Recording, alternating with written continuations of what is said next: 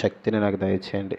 నిలబడిన నేను మాట్లాడటం వల్ల ప్రభా తండ్రి ఎవరికి ఎటువంటి ఉపయోగం లేదు. ప్రభా మీరే సూటుగా స్పష్టంగా మాట్లాడండి.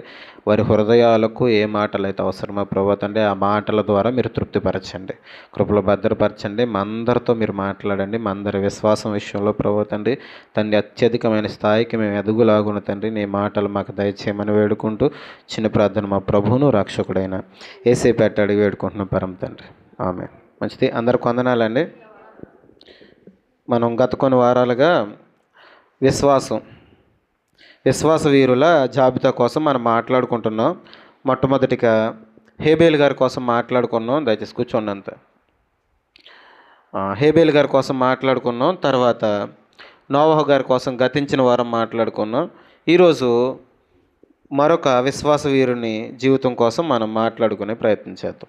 ఈ విశ్వాస వీరుల కోసం వింటున్నప్పుడు, అంటే విశ్వాసంలో ఒక స్థాయికి ఎదిగిన ఈ భక్తుల జీవితాన్ని మనం వింటున్నప్పుడు మనకు అర్థం కావాల్సింది ఏంటంటే, వాళ్ళు ఎలాగైతే దేవుని మీద ఆధారపడ్డారో మనం కూడా దేవుని మీద ఆధారపడితే వాళ్ళు ఎలాంటి కార్యాలు చూసారో, లేకపోతే వాళ్ళు ఎంత భక్తిగా బతికారో మనం కూడా అంత భక్తిగా బతకగలము అనే విషయాన్ని మొట్టమొదటిగా మనం గమనించాలి. ఒక మాట చూద్దాం. చూడండి, హెబ్రీయులకు రాసిన పత్రిక 11వ అధ్యాయం. హెబ్రీయులకు రాసిన పత్రిక 11వ అధ్యాయం 8వ వచనం చదువుకుందాం. అబ్రహాము పిలువబడినప్పుడు విశ్వాసమును బట్టి ఆ పిలుపునకు లోబడి తాను స్వాస్యముగా పొందనయున్న ప్రదేశమునకు బయలువెళ్ళెను, మరియు ఎక్కడికి వెళ్ళవలెనో అది ఎరుగక బయలువెళ్ళెను. సరిపోద్దమ్మా. జాగ్రత్తగా ఆలోచించినట్లయితే ఇక్కడ కనిపిస్తున్న విశ్వాస వీరుని పేరేంటి చెప్పాలి? అందరు చెప్పండి. అబ్రహాం గారు. అబ్రహాం అనగానే మనకు ఒక మాట గుర్తొస్తుంది. ఏంటి? విశ్వాసులకు తండ్రి. ఇక్కడట అబ్రహాం గారు పిలవబడినప్పుడు, మొట్టమొదటిగా దేవుని చేత పిలవబడినప్పుడు, దేవుడు పిలిచిన వెంటనే ఆయన ఏం చేశాడట? తనున్న ప్రాంతాన్ని, విశ్వాసాన్ని బట్టి దేవుని మాటను నమ్మి తనున్న ప్రాంతాన్ని విడిచిపెట్టి వచ్చేసాడట. ఎక్కడికి వెళ్ళాలో తెలుసా? ఎక్కడికి వెళ్ళాలో కూడా తెలియకుండా వదిలేసి వచ్చేసాడట. అర్థమవుతుందా? ఆయన జనరల్గా తన పని తను చేసుకుంటున్నాడు. తనకు ఒక వాయిస్ వినిపించింది. ఏంటి వాయిసు? అబ్రహాము, నువ్వు ఇక్కడి నుంచి బయలుదేరు, నేను చూపించిన దేశానికి నువ్వు వెళ్తే నిన్ను అక్కడ నేను ఆశీర్వదిస్తాను. ఇది మాత్రమే చెప్పబడింది. ఈ మాట చెప్పబడిన తర్వాత ఆయన ఏం చేశాడంటే, ఆ మాటను నమ్మి ఏం చేశాడట? అన్నీ వదిలేసి వెళ్ళిపోతున్నాడట. అర్థమవుతుందా? అందరు ఇలా చూస్తూవేనండి. ఆ మాటను నమ్మి వదిలేసి వెళ్ళిపోతున్నాడట. ఎక్కడికి వెళ్ళాలో తెలీదు. ఎందుకు ఆయన విశ్వాసులకు తండ్రి అయ్యాడంటే, ఆయన దేవుని మాటను ఎలా నమ్మాడంటే, ఇంకా ఉన్నవన్నీ విడిచిపెట్టి, ఏవైతే ఉన్నావో అవన్నీ విడిచిపెట్టి, ఈ మాట అనొచ్చు అనకూడదు తెలియదు కానీ గుడ్డిగా దేవుడి వెనకాల వెళ్ళిపోయాడట. అర్థమవుతుందా? దేవుని మాటను విన్నాడు. మాటను విని ఆ మాట ప్రకారం వెళ్ళిపోతున్నారు. ఎక్కడికి వెళ్ళాలో తెలీదు, ఏ ఊరోకో తెలీదు, ఏ ప్లేసో తెలీదు. ఎవరన్నా అడిగారు అనుకోండి, ఎక్కడికి వెళ్తున్నావు అబ్రహాము అని అడిగారు అనుకోండి, ఏం చెప్తాడు? తెలీదు. ఇప్పుడు సాధారణంగా మనం ఊరు వెళ్తున్నాం అనుకోండి, ఎక్కడికన్నా వెళ్తున్నాం అనుకోండి, ఎక్కడికన్నా వెళ్తుంటే ఎవరన్నా ఎక్కడికి వెళ్తున్నావు అని అడిగారు అనుకోండి, ఏమో తెలియదు అన్నాం అనుకోండి, ఏమంటారు మనల్ని? ఒళ్ళంతా ఎటకారం అంటారు కదా. అర్థమవుతుందా? ఇప్పుడు గమనించండి, అబ్రహాము గారిని ఎవరైనా ఎక్కడికి వెళ్తున్నావు అబ్రహాం అని అడిగారు అనుకోండి, ఏమని చెప్తాడు? ఎక్కడికో తెలియదు. ఎక్కడికో తెలియకుండా ఎక్కడికి వెళ్తున్నావు అంటే, నాకు ఒక వాయిస్ వినిపించింది, దేవుడు నాతో మాట్లాడాడు, దేవుడు వెళ్ళమన్న ప్లేస్కి వెళ్ళాలి. ఎలా వెళ్ళాలి? కుడికి వెళ్ళాలా, ఎడమకి వెళ్ళాలా, ముందుకు వెళ్ళాలా, వెనక్కి వెళ్ళాలా? ఎలాగ వెళ్ళాలో తెలీదు. చదిరేసుకున్నాడు, బ్యాగ్ చదువుకుని వెళ్ళిపోతున్నాడు, అంతే. అర్థమవుతుందా? విశ్వాసం చూడండి, దేవుని మాట మీద ఎలా ఆధారపడాలనే దానికోసం మనం మాట్లాడుకుంటున్నాం. ఆ రోజు భక్తిపరులు దేవుని మాట మీద అంతలాగా ఆధారపడ్డారట. ఎక్కడికి వెళ్ళాలో కూడా తెలియకుండా ఆ మాట విని బయలుదేరిపోతున్నాడు. అబ్రహాం గారి కోసం కొంచెం చరిత్రపరంగా కొన్ని విషయాలు మనం నేర్చుకునే ప్రయత్నం చేద్దాం. అబ్రహాం గారు ఉండే ఆ ప్రాంతం ఏంటంటే మెసొపొటేమియా. ఏంటి చెప్పండి? ఎక్కడి నుంచి పిలువబడ్డాడంటే, ఆయన మెసొపొటేమియా అనే ప్రాంతంలో మొట్టమొదటిగా ఉన్నాడు. ఈ మెసొపొటేమియా అంటే సాధారణంగా చదువుకునే పిల్లలకి తెలియాలి. మరి ఇప్పుడు ఉందో లేదో సబ్జెక్ట్ నాకు తెలియదు. నేను చదువుకున్నప్పుడు అయితే ఇంటర్లో ఈ సబ్జెక్ట్ ఉండేది. మెసపటోమియా నాగరికత. మొట్టమొదటి నాగరికత మెసపటోమియా నాగరికత. అంటే మనం పనులు మనం చేసుకోవడం, లేకపోతే వ్యవసాయాన్ని కనిపెట్టడం, పనిముట్లు తయారు చేయటం, చక్కగా ఒక కట్టడాలు కట్టడం, దీన్ని నాగరికత అంటారు. మొట్టమొదటిగా వ్యవసాయం నేర్చుకోవడం కావచ్చు, నిప్పు పుట్టించడం కావచ్చు, పనిముట్లు తయారు చేయడం కావచ్చు, లేకపోతే ఒక నివాసం కట్టడం కావచ్చు, లేకపోతే గుడారాలు, మనిషి నివసించడానికి గుడారాలు వేసుకోవడం కావచ్చు, ఇవన్నీ మొట్టమొదటిగా కనిపెట్టింది ఎవరంటే మెసపటోమియా నాగరికతలో ఉన్న ఆ ప్రజలు కనిపెట్టారు. అక్కడ పుట్టిన వారే అబ్రహాం గారు. అర్థమవుతుందా? ఈ మెసపటోమియా నాగరికతలో మొట్టమొదటిగా పుట్టారు. అందుకని గుడారాలు, ఇశ్రాయేలీయులు చూడండి, అబ్రహాం గారి దగ్గర నుంచి గుడారాలు వేసుకోవడం అనేది అలవాటైంది. అర్థమవుతుందా? ఎక్కడుంటే అక్కడ గుడారం వేసుకోవడం, తీసేయడం, ఎదరికి వెళ్ళడం, అక్కడ కొంచెం గుడారం వేసుకోవడం. ఈ గుడారాలు వేసుకోవడం, నివసించడం, ఆ వ్యవసాయం చేయటం, పంటలు పండించుకోవడం, గొర్రెలు మేపడం, ఇలా మనిషి జీవన విధానాన్ని కొంచెంగా డెవలప్ చేసుకునేదాన్ని నాగరికత అంటారు. మొట్టమొదటి నాగరికత ఏంటంటే మెసపటోమియా నాగరికత. ఇది మనం ఆది కాండంలో మనకు 4 నదులు కనిపిస్తాయి. ఆ 4 నదుల్లో మీకు ఒకసారి చెప్పినట్టున్నాను, యూఫ్రటీసు, టైగ్రిస్ అనే ఒక 2 నదులు ఉంటాయి. ఆ 2 నదుల మధ్య ప్రాంతమే ఈ మెసపటోమియా. అర్థమవుతుందా? అక్కడ ఏదైనా తోట ఉంటుంది, మరి ఇప్పుడు లేదు, ఇప్పుడున్న కనిపించదు. ఆ మెసపటోమియా నాగరికత ఉన్న ఆ ప్రాంతంలో అబ్రహాం గారు పుట్టారు. అబ్రహాం గారు ఊరి పేరు ఏంటంటే, ఏం పేరు చెప్పండి? అబ్రహాం గారు ఊరి పేరు, మెసపటోమియా అనే ప్రాంతంలో ఒక ఊరు ఉంది. ఆ ఊరి పేరు ఏంటంటే, ఏం పేరు కాదు, ఊరు. ఆ ఊరి పేరే ఊరు. అర్థమవుతుందా? ఇదంతానండి. మీకు ఈ చిన్న విషయం చెప్తాను. నేను చదువుకునేటప్పుడు ఇంటర్లో హిస్టరీలో ఈ సబ్జెక్ట్ ఉండేది. మెసపటోమియా నాగరికత కోసం, ఈ ఊరు అనే ప్రాంతం కోసం అక్కడ రాయబడి ఉండేది. అది చదివిన తర్వాత, నేను డిగ్రీ అయిన తర్వాత బైబిల్ చదవటం మొదలు పెడితే ఈ మెసపటోమియా బైబిల్లో కనిపించింది. అర్థమవుతుందా? పుస్తకాల్లో రాసిన ఆ విషయం, నిజంగా ఉన్న ఆ ప్రాంతం, మొట్టమొదటి నాగరికత బైబిల్లో కనిపించింది. ఆ బైబిల్లో ఉండే ఊరు, ఆ ప్రాంతంలో ఉండే ఊరు అనే పట్టణంలో పుట్టింది ఎవరు? అబ్రహాం గారు. ఆ మాట కేవలం చరిత్రపరంగానే కాదు, బైబిల్లో కూడా రాయబడింది. ఆ మాట చూద్దాం, చూడండి. అపోస్తుల కార్యాలు 7వ అధ్యాయం. అపోస్తుల కార్యాలు 7వ అధ్యాయం 2వ వచనం నుంచి చదువుకుందాం. అందుకు స్టెఫను చెప్పినదేమనగా, సహోదరులారా, తండ్రులారా, వినుడి. మన పితరుడైన అబ్రహాము హారానులో కాపురం ఉండక మునుపు మెసపటోమియాలో ఉన్నప్పుడు మహిమగల దేవుడు అతనికి ప్రత్యక్షమై, ఎప్పుడు ప్రత్యక్షమయ్యాడట? హారానులో ఉండడం కంటే ముందు ఎక్కడున్నాడట ఈయన? చెప్పాలి, మెసపటోమియాలో. నా మాటలు అర్థమవుతున్నాయా? అబ్రహాము గారు హారానులో ఉండడం కంటే ముందు ఎక్కడున్నారట? మెసపటోమియాలో ఉన్నప్పుడు ఎవరు కనిపించారట? దేవుడు ప్రత్యక్షమయ్యాడట. ప్రత్యక్షమైన తర్వాత ఈయన ఆ ఉన్నవన్నీ విడిచిపెట్టి, తనకున్నవన్నీ విడిచిపెట్టి ఎక్కడికి వచ్చాడు? ఇప్పుడు హారాన్ అనే ప్రాంతానికి వచ్చాడు. ఆ తర్వాత జరుగుతున్న విషయం చూద్దాం, చూడండి. నీవు నీ దేశమును, నీ స్వజనమును విడిచి బయలుదేరి నీకు చూపించబో దేశమునకు రమ్మని అతనితో చెప్పెను. అప్పుడు అతడు కల్దీల దేశమును విడిచిపోయి హారానులో కాపురం ఉండెను. ఏ దేశాన్ని విడిచిపోయాట? ఈ మెసపటోమియాకే మరొక పేరు ఏంటంటే కల్దీయుల దేశం. వీళ్ళు విగ్రహారాధన విపరీతంగా చేసేవారు. అలాంటి ప్రాంతంలో ఉన్నారు ఎవరు? చెప్పాలి, అబ్రహాం గారు. భయంకరమైన విగ్రహారాధన జరుగుతున్న కల్దీల ప్రాంతంలో, లేకపోతే ఈ మెసపటోమియా ప్రాంతంలో ఉన్న ఈయన దేవుని మాటను విని ఉన్నవన్నీ విడిచిపెట్టి ఏం చేస్తున్నాడట? దేవుని మాట ప్రకారం వచ్చేసి హారాన్లో ఉన్నాడట. హారాన్లోంచి తన తండ్రి చనిపోయిన తర్వాత కానాను భూభాగానికి, ఇప్పుడున్న ఇశ్రాయేల్ దేశానికి వచ్చాడు. అర్థమవుతుందా? మొట్టమొదట మెసపటోమియాలో ఉన్నాడు, దేవుడి చేత పిలువబడిన తర్వాత హారానికి వచ్చాడు, హారాన్ దగ్గర నుంచి కానాను భూభాగానికి వచ్చాడు. అర్థమవుతుంది అనుకుంటాం. కానాను భూభాగానికి వచ్చాడు. ఇప్పుడు గమనించండి, తనకున్న బలహీనతలన్నీ ఏవైతే ఉన్నావో, తన కుటుంబం, లేకపోతే తనకున్న కల్చరు, తన విధి విధానాలు, అక్కడున్న భయంకరమైన ఈ అలవాట్లు, ఇవన్నీ ఆయన విడిచిపెట్టి ఆయన విగ్రహారాధన చేశాడన్నది ఎక్కడ రాయబడలేదు. కానీ ఆ ప్రాంతంలో మాత్రం ఆయన ఉన్నాడు. ఇప్పుడు గమనించండి, ఆ ప్రాంతంలో ఆయనకి బంధువులు ఉంటారు, తల్లిదండ్రులు ఉంటారు, అన్నదమ్ములు ఉన్నారు, తనకు ఒక కుటుంబం ఉంది. ఇప్పుడు గమనించండి, ఈ ప్రాంతాన్ని విడిచిపెట్టి ఉన్న పలంగా మనం వెళ్ళిపోవాలంటే ఎక్కడికైనా వెళ్తామా? వెళ్ళినా సరే మనం సాయంత్రంకి వచ్చేస్తాం, లేదంటే ఒక నెల 2 నెలలు ఉండి వచ్చేస్తాం మనం. ఎందుకంటే మనకి ఇక్కడ కొన్ని భూములు ఉన్నాయి, మనకు ఒక ఇల్లు ఉంది, మనకి బంధువులు ఉన్నారు, మన స్నేహితులు అందరూ తెలిసిన వాళ్ళు ఇక్కడే ఉన్నారు.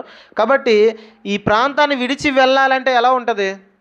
ఇప్పుడు సాధారణంగా ఆలోచించండి, ఈ ప్రాంతాన్ని విడిచిపెట్టి సాధారణంగా వేరే ప్రాంతాలకు వెళ్ళిపోవాల్సిన పరిస్థితి వచ్చింది. కుటుంబాన్ని విడిచిపెట్టి వేరే ప్రాంతానికి వెళ్ళాల్సిన పరిస్థితి వచ్చింది.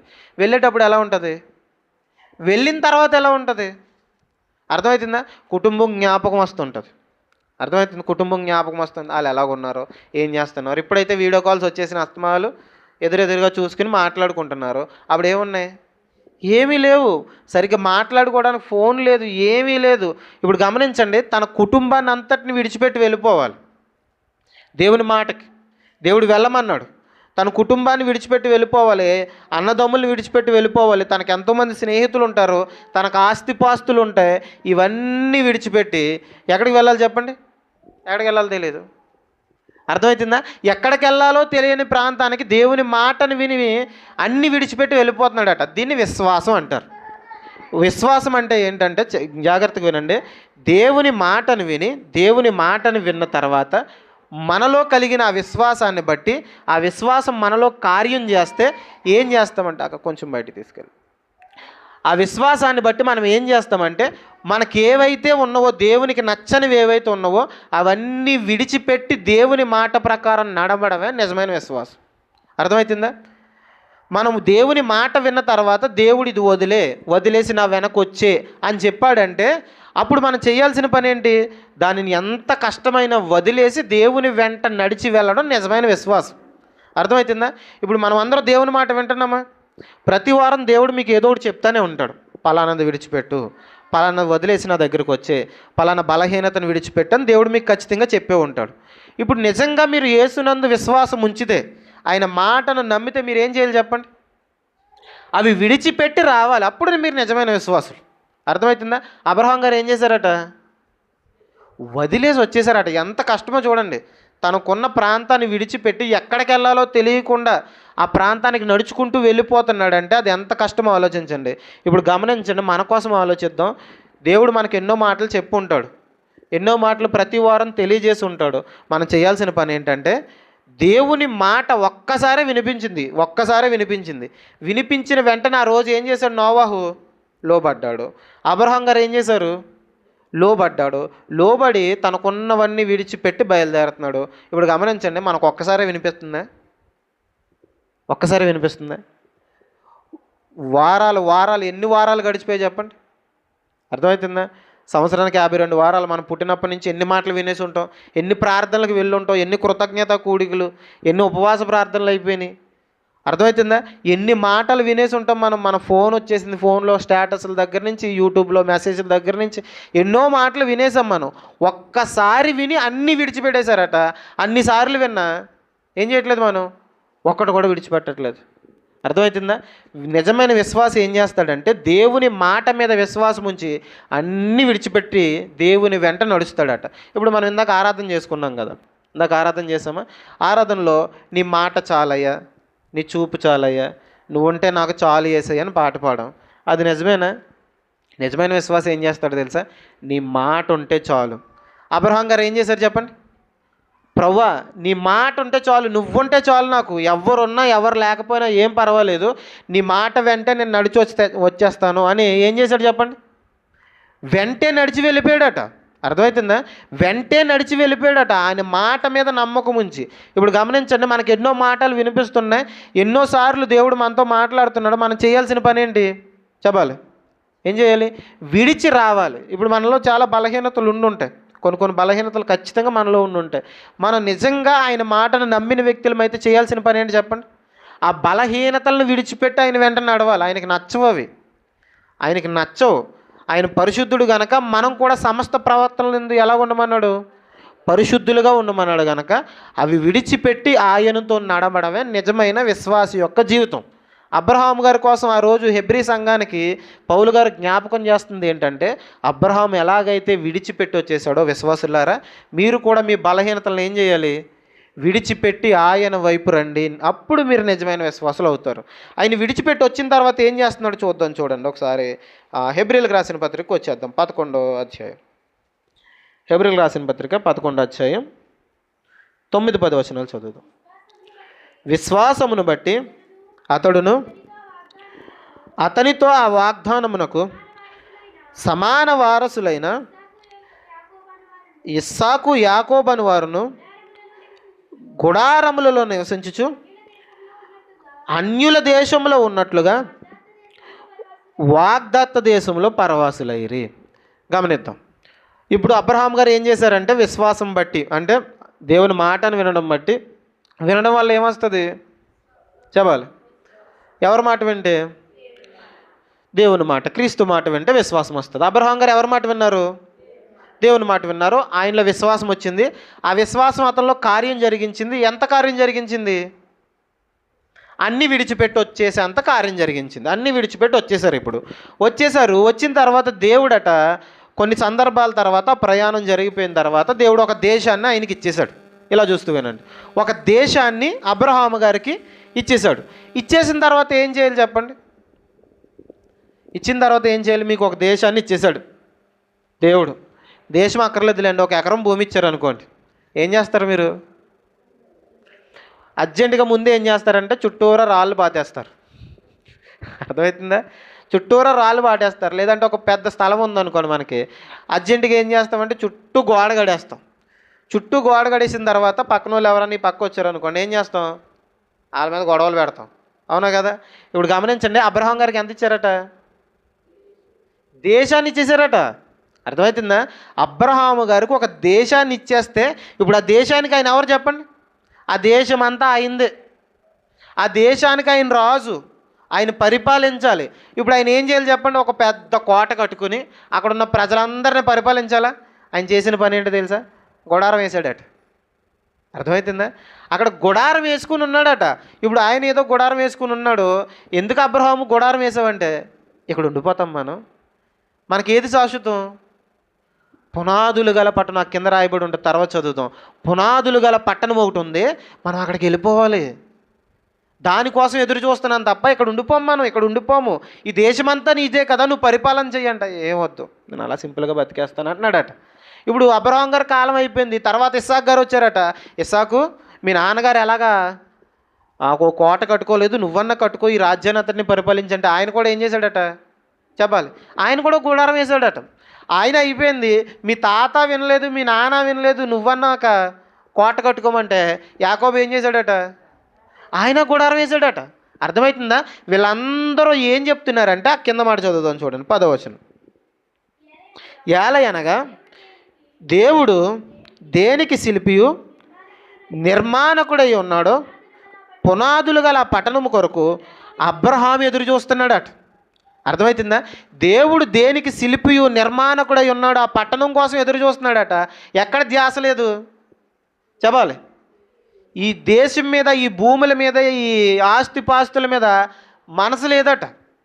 అతనికి ఆస్తి ఉందంటే ఉంది. అబ్రహాం గారికి చాలా ఆస్తి ఉంది. అబ్రహాం గారి దగ్గర, తన దగ్గరే ప్రత్యేకించి 300 మంది సైన్యం ఉంటారు. ఎవరైనా దండయాత్ర చేస్తే వందల మంది పని వాళ్ళు ఉంటారు. ఆస్తి ఉంది, కానీ దాని మీద మనసు లేదు. ఒక దేశమే ఆయన గుప్పిట్లో ఉంది, దాని మీద మనసు లేదు.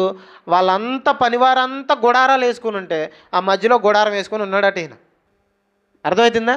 పనివారంతా గుడారాలు వేసుకుని ఉంటే మధ్యలో ఒక గుడారం వేసుకుని ఉన్నారట. అందరితో కలిసిపోయాడు. అందరు గుడారాలు అంటే ఒక గుడారం వేసుకుని ఉంటున్నాడట. అర్థం చేసుకోండి, నిజమైన విశ్వాసికి ఎక్కడ మనసు ఉండదు చెప్పండి? ఇక్కడ మనసు ఉండదు. నువ్వు గజం నేల కోసం గొడవాడేస్తున్నావు అంటే నువ్వెవరు కాదు. అర్థమవుతుందా? నిజమైన విశ్వాసికి జరగనివ్వండి, ఏదోటి చేసుకోనివ్వండి, ఏదోటి జరుగుతుందిలేండి అన్నట్టే ఉంటాడట. మనం ఇక్కడ ఉండం కదండి, వాళ్ళు అడుగు లోనికి వచ్చేసారు, ఎలా వచ్చేసారంటే ఏం మాట్లాడరట. అర్థమవుతుందా? ఏది మాట్లాడరట. ఎందుకు? ఇక్కడ ఉంటాం ఏంటండి? ఎక్కడ ఉంటాం మనం?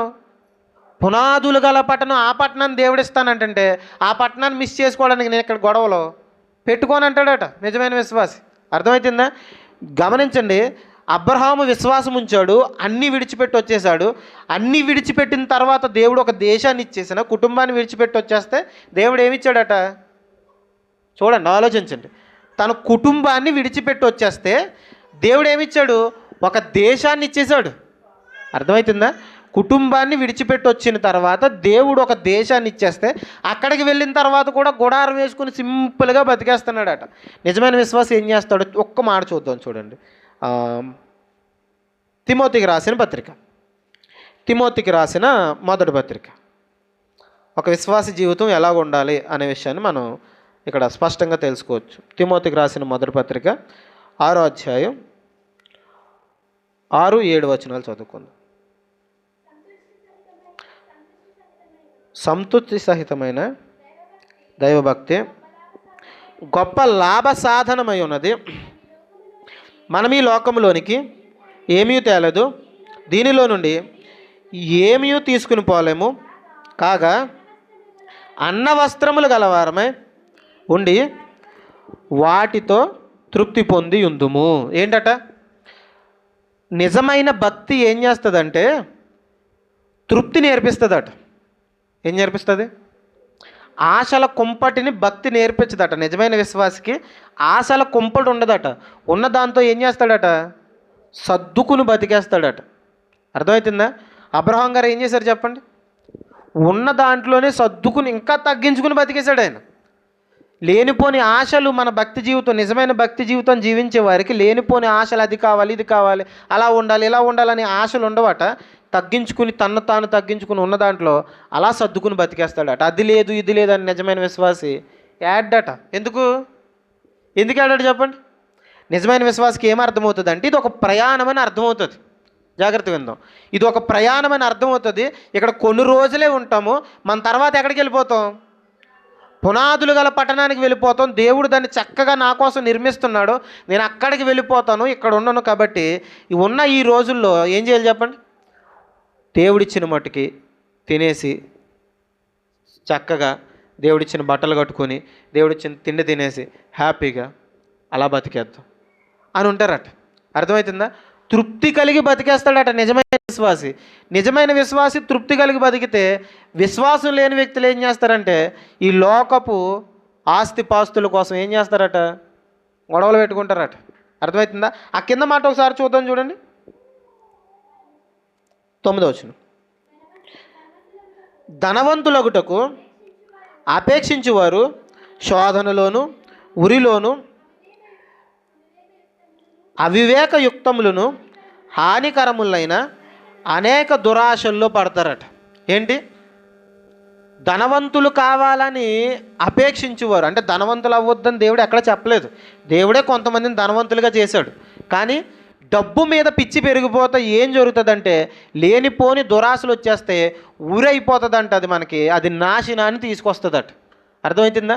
ఉన్న దాంతో ఏం చేయాలంటే ఆ రోజు అబ్రహాం గారు ఏం చేశారు?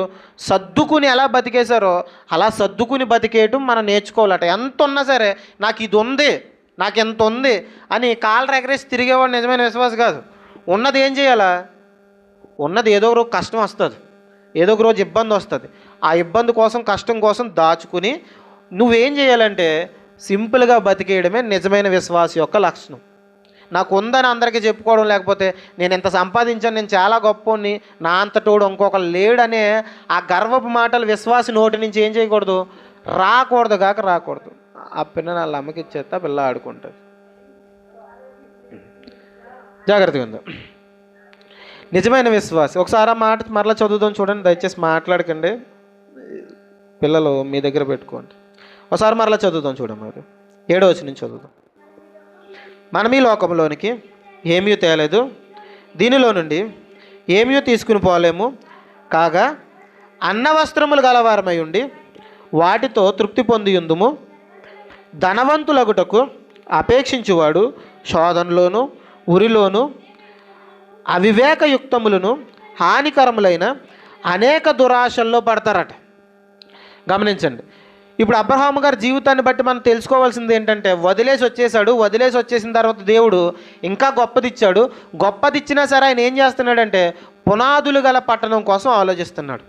మనం విశ్వాసంలో ఒక గొప్ప స్థాయికి ఎదిగితే, లేకపోతే పరిపూర్ణమైన విశ్వాసాన్ని పొందుకుంటే మన ఆశలన్నీ ఎక్కడ ఉంటాయి?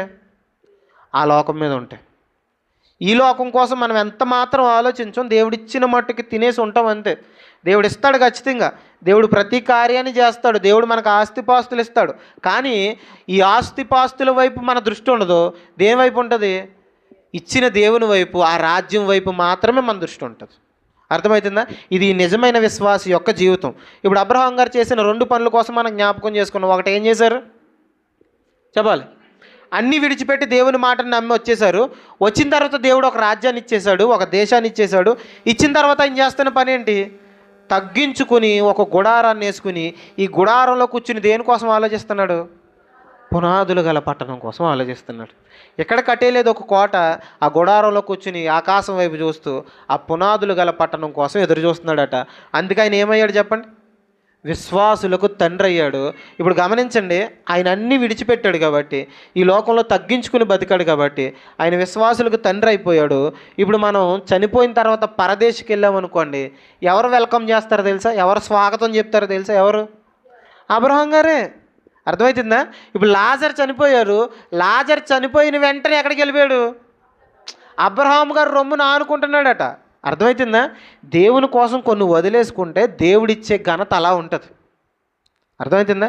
దేవుని కోసం ఈ లోకంలో ఉండే కొన్ని బలహీనతలు, లేకపోతే కొన్ని మనకున్న ఈ వ్యసనాలు, లేకపోతే లోకపరమైన ఈ ఆశలు ఏవైతే ఉన్నావో ఇవి వదిలేసుకుంటే దేవుడిచ్చే ఘనత ఒక స్థాయిలో ఉంటుంది. కానీ మనం ఏం చేస్తామంటే చిన్ని వదిలేసుకోము. చిన్ని వదులుకోవడానికి కష్టపడిపోతాం, ఆ పెద్దది మిస్ అయిపోతాం. అందరు ఎలా చూస్తూవేనండి? ఈ చిన్న వదిలేసుకుంటే పెద్దది ఉంటుంది, పెద్ద బహుమానాన్ని దేవుడు ఇస్తాడు. ఆ పెద్ద దానికోసం లేకపోతే పెద్ద బహుమానం కోసం, దేవుడిచ్చే ఆ ఘనత కోసం ఈ చిన్నవి ఏం చేయాలి చెప్పండి? వదిలేసుకోవాలి. చూడండి, ఒక కుటుంబాన్ని వదిలేస్తే ఒక దేశాన్ని ఇచ్చేశాడు. ఆ దేశానికి వెళ్ళిన తర్వాత తగ్గించుకుని బతికేస్తే ఆ నిత్య జీవితంలో అందరికీ వెల్కమ్ చెప్పే ఒక చక్కని స్థితిలో ఆయన నిలబెడేశాడు. అబ్రహాము రొమ్ముని వెళ్ళి ఆనుకున్నాడు అటు. అర్థమవుతుందా? దేవుడిచ్చే ఘనతలు అలాగ ఉంటాయి, దేవుడిచ్చే ఒక గొప్ప స్థాయిలు అలాగ ఉంటాయి. కాబట్టి మనం చేయాల్సిన పని ఏంటంటే, ఈ లోకంలో చిన్న బలహీనతలు ఉంటాయి, అవి దేవుని మాటను బట్టి దేవుడు మనకి తెలియజేస్తే ఖచ్చితంగా ఏం చేయాలి? విడిచిపెట్టాలి. విడిచిపెడితే గొప్ప ఘనత ఉంది, విడిచిపెట్టకపోతే ఆ ఘనతను మిస్ అయిపోతాం.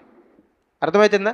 గుడారంలో కూర్చుని అలా పునాదులు గల పట్టణం కోసం ఆలోచిస్తున్నాడంటే చూడండి, ఆయన ఒక్కసారి మనసు పెట్టి వింటే ఆ గుడారంలో కూర్చుని పరలోకం వైపు చూస్తూ ఎప్పుడు అక్కడికి వెళ్ళిపోతానో అని ఆలోచించుకుంటున్నాడట. అర్థమవుతుందా? ఎప్పుడు అక్కడికి వెళ్ళిపోతానో అని ఆలోచిస్తున్నాడట. ఇక్కడ మనసు లేదు ఆయనకి, ఇక్కడ మనసు లేదు. ఎప్పుడు అక్కడికి వెళ్ళిపోవాలి, ఎప్పుడు అక్కడికి వెళ్ళిపోవాలి. ఆయన భక్తి జీవితాన్ని బట్టి అదే భక్తి జీవితం ఎవరికి అర్థమైంది? ఇస్సాక్ గారికి అర్థమైంది. ఇస్సాక్ గారి భక్తి జీవితం యాకోబు గారికి అర్థమైంది. అర్థమవుతుందా? వీళ్ళంతా దేనికోసం చూస్తున్నారంటే పునాదులు గల పట్టణం. నిజమైన విశ్వాస ఆ పునాదులు గల పట్టణం కోసం ఆలోచిస్తాడు. విశ్వాసంలో తగ్గిపోయిన వ్యక్తులు ఏం చేస్తారంటే ఇక్కడ భూముల కోసం గొడవలు పెట్టుకుంటాడు. అర్థమవుతుందా? ఉన్న దాంతో ఇక్కడ సర్దుకుని బతికేస్తే ఒక గొప్ప ఘనత ఉంది. లేదు నేను ఇక్కడ సర్దుకుని బతకను, నేను అందరితో గొడవలు పెట్టుకుంటాను, నేను అలా అంటాను ఇలాగంటానంటే ఆ గొప్ప ఘనతను మిస్ అయిపోయే ప్రమాదం ఉంది. కాబట్టి గమనించండి, ఈ చిన్న దానికోసం పెద్దదాన్ని ఎంత మాత్రం మిస్ చేసుకోకూడదు. ఒక చిన్న మాట జ్ఞాపకం చేసుకుని మనం ముగించుకుందాం. చూడండి, హెబ్రీయులకు రాసిన పత్రిక ఒకసారి వచ్చేద్దాం. హెబ్రీయులకు రాసిన పత్రిక 11 వచనం చూద్దాం. విశ్వాసమును బట్టి సారాయి వాగ్దానం చేసిన వాడు నమ్మదగిన వాడని ఎంచుకొని గనుక తాను వయసు గతించినదైనను గర్భము ధరించుటకు శక్తి పొందెను. ఇక్కడ చూడండి, ఎవరి కోసం రాయబడింది? సారా గారు. జాగ్రత్త ఉందాం, సారా గారి కోసం రాయబడింది. ఇప్పుడు ఏం చేశారట? వాగ్దానం చేసిన దేవుడు నమ్మదగిన వాడని ఎంచుకొని ఈవిడికి శక్తి లేకపోయినా దేవుని యందు విశ్వాసాన్ని బట్టి గర్భాన్ని ధరించడానికి శక్తిని పొందుకుందట. అర్థమవుతుందా? ఆవిడ వయసు 90 దగ్గరకు వచ్చేసాయి, ముసలావిడ అయిపోయింది. ఇప్పుడు ముసలావిడ అయిపోయిన ఈవిడ విశ్వాసాన్ని బట్టి శక్తిని పొందుకుందట. ఆవిడ విశ్వాసం ఉంచింది కాబట్టి ఆ కింద మాట చూడండి, 12వ వచనం. అందుచేత మృతతుల్యుడైన ఒకని నుండి సంఖ్యకు ఆకాశ నక్షత్రముల వలెను సముద్ర తీరమందలి లెక్కింప సఖ్యము కానీ ఇసుక వలెను సంతానము కలిగెను. ఎందుకు కలిగిందట? ఆవిడ విశ్వాసం ఉంచడం బట్టి. జాగ్రత్తగా ఉందాం, ముగించేసుకుందాం. ఆవిడ విశ్వాసం ఉంచడం బట్టి ఏం జరిగిందంటే మృతతుల్యుడైన అంటే ముసలివాడైపోయిన అబ్రహాము నుంచి అనేక సంఖ్యులైన ఆకాశ నక్షత్రాలంత విస్తారంగా, లేకపోతే సముద్రపు ఇసుకంత విస్తారమైన జనం లేకపోతే సంతానం రావటానికి కారణం ఏంటంటే శారా గారు ఏం చేశారట? విశ్వాసం ఉంచారట. ఆవిడికి శక్తి ఉందా? ముసలావిడి గర్భాన్ని ధరించగలదా? ఎలా సాధ్యమైంది? విశ్వాసాన్ని బట్టి. అర్థమవుతుందా? ఇప్పుడు గమనించండి, మనం గత కొన్ని వారాలుగా విశ్వాసం కోసం తెలుసుకుంటున్నాం. విశ్వాసం ఉంచితే ఏది అసాధ్యమైంది కాదు. ఇప్పుడు విశ్వాసం మన బలహీనతల్ని విడిచిపెట్టి దేవుని దగ్గరకు రావడానికి ఉపయోగపడుతుంది. విశ్వాసం ఈ లోకం మీద ఆశలు లేకుండా పరలోకం కోసం ఎదురు చూడటానికి ఉపయోగపడుతుంది. విశ్వాసం ఇది జరగదు అనుకునే కార్యాన్ని జరిగేలా చేసి చూపిస్తుంది. అర్థమవుతుందా? నిజమైన విశ్వాసి చేయాల్సిన పని ఏంటంటే దేవుడు ఖచ్చితంగా చేస్తాడు. దేవుడు నాకు శక్తి లేకపోయినా, నా ఆరోగ్య పరిస్థితులు బాగోలేకపోయినా నాకు చేస్తాడు అని నమ్మేసిందంట ఆవిడ. విశ్వాసాన్ని బట్టి శక్తి పొందుకుందట. శరీరంలో శక్తి లేదు, గర్భఫలమనే కాదు, ఏదైనప్పటికీ మన శరీరంలో శక్తి లేదు. మన బలహీనులు, మనకు వ్యాధిగ్రస్తులు, లేకపోతే ఏదో ఒక బలహీనతతో మనం బాధపడుతూ ఉన్నాం. ఎలా బాధపడుతున్నప్పటికీ విశ్వాసం ఉంచితే శక్తిని పొందుకుంటామట. అర్థమవుతుందా? విశ్వాసం ఉంచితే శక్తిని పొందుకుంటామట. ఇప్పుడు గమనించండి, విశ్వాసం వల్ల జరిగే కార్యాల కోసం మనం మాట్లాడుకుంటున్నాం. అబ్రహాం గారు ఏం చేశారు? నమ్మి విడిచిపెట్టి వచ్చిన తర్వాత ఈ లోకం కోసం ఆశలు పెంచుకోకుండా పరలోకం కోసం ఎదురు చూశారు. తర్వాత శారా గారు చేసిన పని, వాగ్దానం చేసిన వాడు నమ్మదగిన వాడని విశ్వాసం ఉంచి శక్తిని పొందుకున్నారు. అలాంటి బలమైన విశ్వాసాన్ని మనం కూడా కలిగి జీవిద్దాం గాక. ప్రార్థన చేసుకుందాం. మోకరించగలిగిన వారు దయచేసి మోకరించండి. చిన్న ప్రార్థన చేసుకుందాం. ఇప్పుడు వరకు చెప్పిన ప్రతి మాటను మనసును పెట్టండి. ఇంకా మన జీవితాల్లో ఏమైనా విడిచిపెట్టలేనివి ఉంటే ఖచ్చితంగా విశ్వాసాన్ని బట్టి, ఆయన మాట మీద నమ్మకాన్ని బట్టి విడిచిపెట్టడానికి సిద్ధపడతాం. ప్రార్థన చేద్దాం.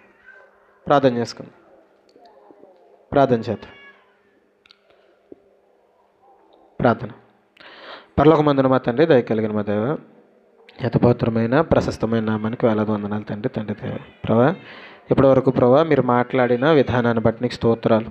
అవును ప్రభా, అబ్రహాం గారు ప్రభా తండ్రి అలనాడు నీ అందు విశ్వాసంతో విడిచిపెట్టిన తండ్రి ఆ కుటుంబాన్ని విడిచిపెట్టి, తను ఉన్న ప్రాంతాన్ని విడిచిపెట్టి ఎక్కడికి వెళ్ళాలో తెలియని స్థితిలో ప్రభా తండ్రి బయలుదేరి వచ్చేసారు. ప్రభా, ఎన్ని మాటలు చెప్పినప్పటికీ ప్రభా తండ్రి మేము ప్రభా మా బలహీనతలను విడిచిపెట్టి నీ వైపుగా రాలేకపోతున్నాం. మేము మమ్మల్ని క్షమించండి ప్రభా.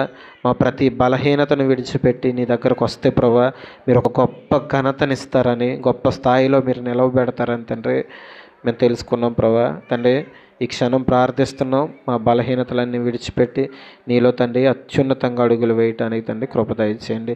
మీరు ఇచ్చే తండ్రి ఒక చక్కని బహుమానాన్ని పొందుకోవటానికి ప్రభా తండ్రి శారా గారు ఎలాగైతే విశ్వాసం ఉంచి వాగ్దానం చేసిన దేవుడు నమ్మదగిన వాడని తండ్రి తన శరీరంలో శక్తి లేనప్పటికీ ప్రభా తండ్రి ఎలాగైతే శక్తిని పొందుకుని ప్రభా తండ్రి తన చక్కని గర్భఫలాన్ని ఇస్సాకుని తండ్రి కన్నారో ప్రభా తండ్రి, అలాంటి బలాన్ని తండ్రి, అలాంటి శక్తిని, విశ్వాసాన్ని బట్టి మాకు దయచేయండి. ఈ లోకంలో తండ్రి మేము ఏది సాధించలేం ప్రభా, కేవలం ప్రభా నీ యందు విశ్వాసాన్ని బట్టే తండ్రి ప్రతి కార్యము జరుగుతుంది ప్రభా తండ్రి. అలాంటి కృపను మాకు దయచేయండి, కృపలో భద్రపరచండి. మీ చేత తండ్రి ఆశీర్వాదాలు పొందుకోవటానికి, మీరిచ్చే తండ్రి ఘనతను పొందుకోవటానికి తండ్రి మేము తాపత్రయపడే తండ్రి కృపను మాకు దయచేయండి. ఈ లోకంలో తండ్రి మేము ఏదో ధనవంతులు కావాలని, ఈ లోకంలో ప్రభు తండ్రి ఏదో సంపాదించుకోవాలని తండ్రి మాకు ఆశలు అయితే లేవు. కానీ ప్రభు తండ్రి మీరిచ్చిన మట్టుకు ప్రభు తండ్రి తృప్తి కలిగి జీవిస్తూ పునాదులు గల పట్టణం కోసం సిద్ధపడే ప్రభు తండ్రి ఆ ఎదురు చూసే తండ్రి ఆ ఎదురు చూపులు మా అందరికీ దయచేయండి. విశ్వాసంతో ప్రభు తండ్రి మేము పొందబోయే ఆ లోకం కోసం ఎదురు చూసే తండ్రి ఆ ఎదురు చూపులు మా అందరికీ దయచేయమని వేడుకుంటూ, కృపలో భద్రపరచమని వేడుకుంటూ చిన్న ప్రార్థన మా ప్రభువును రక్షకుడైన యేసయ్య అడిగి వేడుకుంటున్నాం పరమ తండ్రి, ఆమె. అందరికి వందనాలండి. అందరూ అలా ప్రార్థనలోనే ఉంటే రొట్టె ద్రాక్ష రసం మీ దగ్గరకు వస్తుంది.